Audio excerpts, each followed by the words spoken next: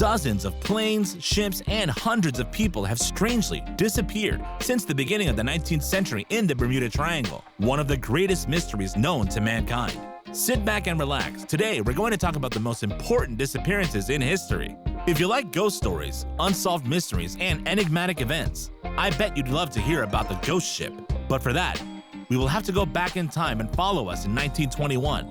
On January 31st, 1921, in the middle of the sea, a five-masted schooner known as the Carroll A. Deering was found stranded on the shoals off Cape Hatteras, North Carolina in the United States with her sails unfurled.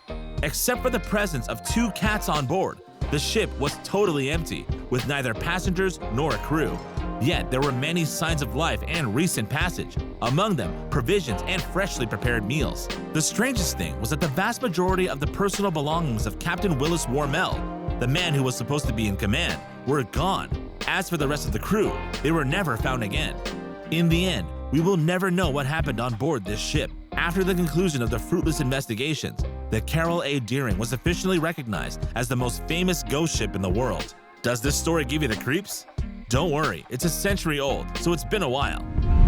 On December 5th, 1945, at Fort Lauderdale Air Force Base north of Miami, a lieutenant instructor known as Charles Carroll Taylor, only 28 years old at the time, was leading a group of 14 novice pilots. His mission that day was to take 5 Grumman Avenger aircraft on training flights near the Hens and Chickens Islands off the coast of the United States. He had to cover a fairly long distance, and the flight was to last about 2 hours. The aircraft had been prepared, loaded with fuel, and properly checked. They were apparently in perfect working order. At the beginning of the afternoon, the 5 planes took off from the base, and since then we never found their tracks. The weather was mild that day. The sea was not very rough. Nothing could predict a possible accident.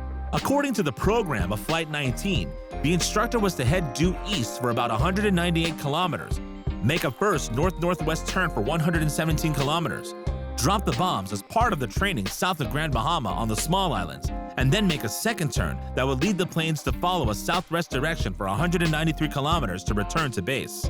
The investigation concluded that the leader of 19th Squadron must have gotten lost and would have run out of fuel. This would have forced him to ditch his plane in the rough seas of the tropical storm that had developed shortly afterwards. Moreover, the words of one of his students received in the radio let clearly understand that they had lost just after the first turn. This version was sometime later called into question and replaced by a much less rational explanation. Some passionate by the affair spoke indeed of an abduction by aliens, when others still advanced that this strange disappearance had very certainly a rapport with the legend of the Triangle of Bermuda, especially since the 13 people who left to search for Squadron 19 on board the PBM Mariner seaplane did not come back either. Charles Carroll Taylor will have disappeared mysteriously, and we will never know what happened to him and his team. Well, at least his name will forever be inscribed in the register of the most disturbing disappearances in history. That's something. In 1944, the tanker SS Esso New Haven was built in the American shipyards of Sun Shipbuilding and Dry Dock Company. It was designed to carry only oil across the oceans. But in 1960, it was decided that the ship would change its function and that it would now carry sulfur. So in order to fulfill its mission, the ship underwent some changes in the structure and ventilation system in order to be able to place tanks that would contain liquid sulfur at a temperature of 255 C. Also, it changed its name to the SS Marine Sulphur Queen. From 1960 onwards, the SS Marine Sulphur Queen began to sail the oceans without any problems. On February 2, 1963, the ship was scheduled to leave Beaumont, Texas for Norfolk, Virginia in the eastern United States with a cargo of 15,260 tons of sulfur, which was supposed to be a simple trip. 2 days later, the crew reported their position. They were near the South Florida Islands.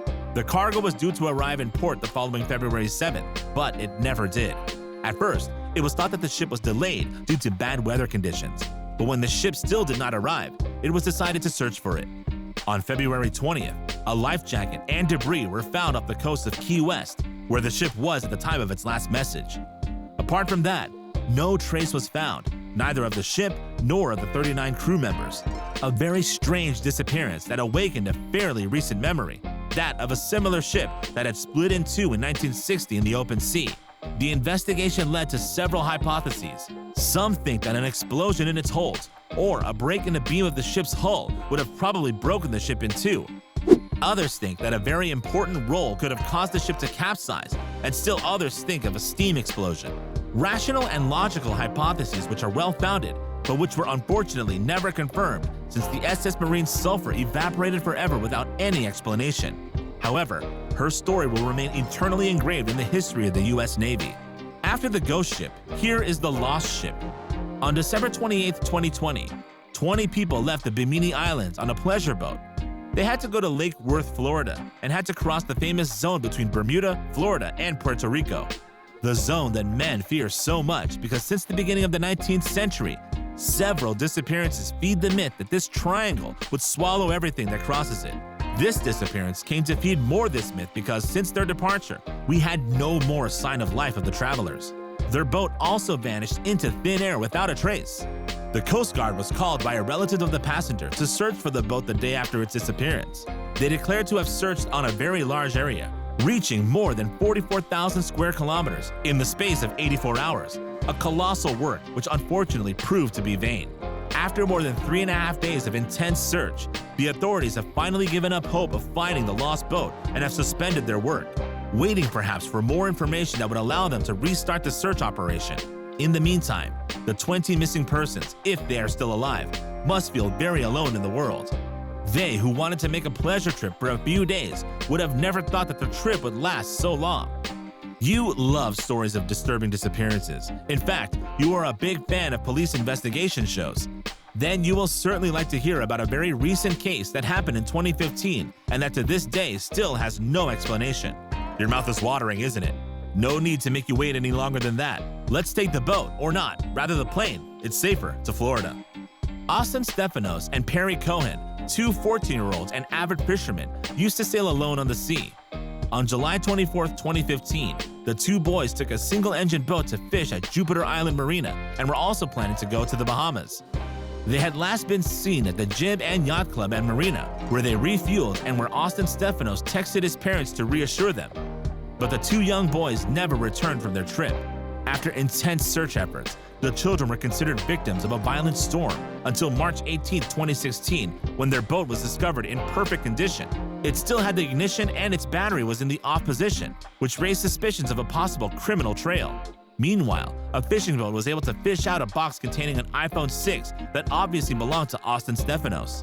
Today, the device must undergo an examination to find the smallest clue that would answer hundreds of questions about this strange disappearance. We said strange because since then, no body has been found, despite thousands of searches. For the moment, the password that locks the iPhone 6 is delaying the investigation, and no one has more information. So did this story make you shiver a little?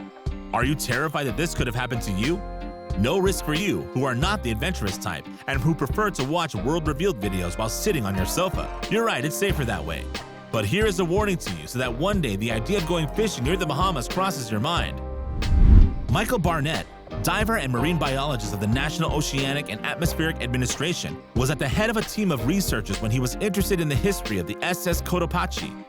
This American tramp ship, 13 meters wide and 77 meters long, was scheduled to make a voyage in 1925 from South Carolina to Cuba under the command of Captain Meyer, but it mysteriously disappeared off the sea during its journey from Charleston to Havana. The freighter had strangely disappeared without a trace, taking with it a cargo of coal and 32 crew members who were on board. Barnett was determined to find it, although over time, the ship had been forgotten, like many other liners that the Bermuda Triangles would have swallowed.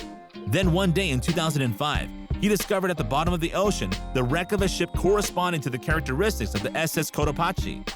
The team of researchers had indeed found the wreck, or at least what was left of it, not far from the port of Jacksonville in Florida, but did not officially declare it until January 2020 after being assured that it was indeed the SS Cotopaxi. They also had to determine the cause that caused the ship to run aground, and the finding is more than surprising. While many thought it had been dragged into the Bermuda Triangle, the truth is quite different.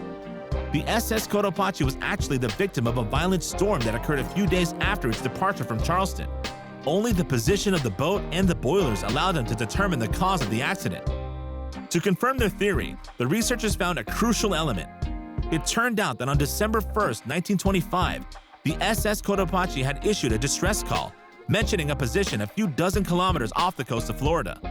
The ship would have run aground due to bad weather conditions, and negligence in its maintenance, which did not help it overcome the vagaries of the storm. The dilapidated state of the ship at the time it was discovered is proof of this. Certainly, it had spent years at the bottom of the water, but it was marked by damage that would certainly not have been caused solely by the vicissitudes of time.